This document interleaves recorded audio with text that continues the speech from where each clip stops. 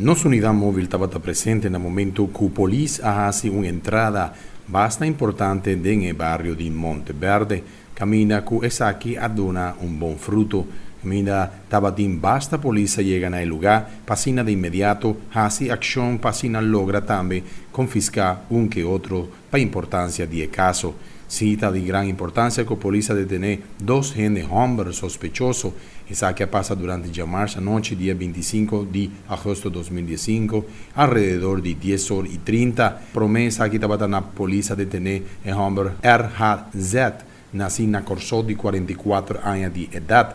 Na caso na Penstraat, alrededor de 10h10, polícia atende uma entrada judicial também na caso de Kaya Shares, que o caso aqui a detener homem SAT, nascido na Corsó de 43 anos de idade. Também polícia arranha e confisca artículos de grande importância para a investigação.